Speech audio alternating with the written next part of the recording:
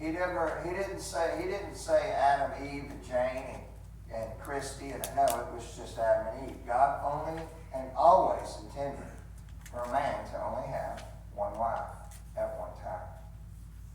So pay attention to what the problem. Let's break open the bread of life this morning. And again, if you're in here this morning and you have children, you should be at this altar after this sermon. I can promise you that.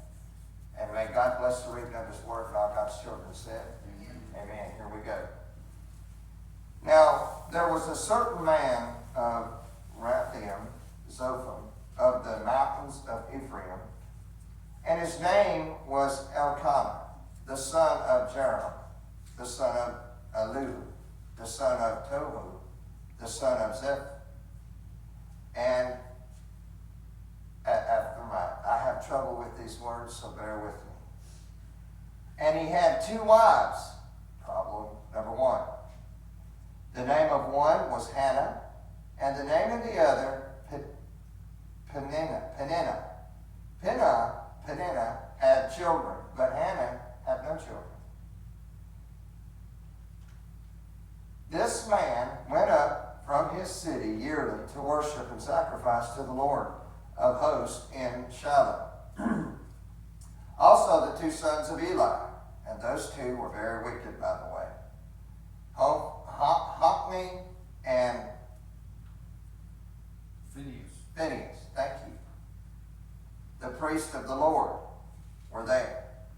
And whenever the time came for Elkanah to make an offering, he would give portions of to Peninnah, his wife, and to all her sons and daughters. But to Hannah he would give a double portion. For he loved Hannah, although the Lord had closed her womb. That means she was childbearing. She could not have children. And her rival also provoked her severely to make her miserable, because the Lord had closed her womb. So it was, year by year, when she went up to the house of the Lord, that she provoked her. Therefore she wept and did not eat. Sounds like a house of turmoil, amen? Then Elkanah, her husband, said to her, Hannah, why do you weep? Why do you not eat? And why is your heart grieved? Am I not better to you than 10 sons? So Hannah arose after they had finished eating and drinking in Shiloh.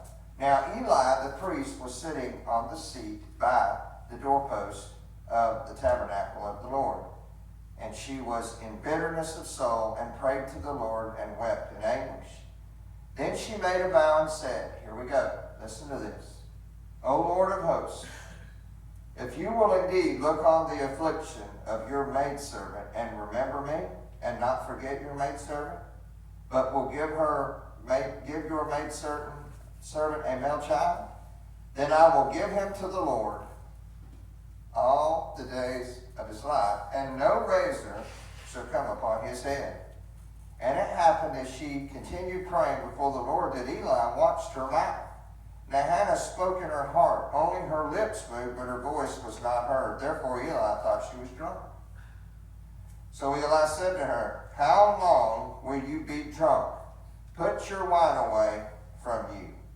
But Hannah answered and said, no, my Lord, I'm a woman of sorrow's spirit. I have drank neither wine nor intoxicating drink, but have poured out my soul before the Lord. Do not consider your maidservant a wicked woman, for out of the abundance of my complaint and grief I have spoken until now.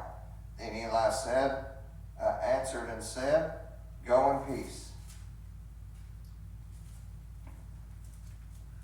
And the God of Israel grant your petition, which you have asked of him. And she said, let your maidservant find favor in your sight.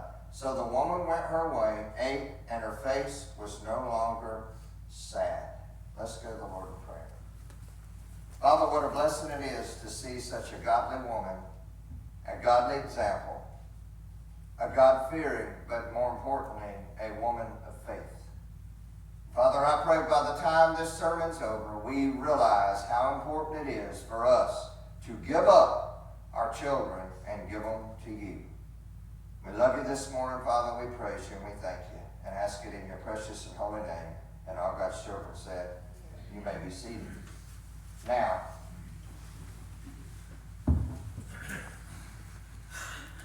we're going to take a short break.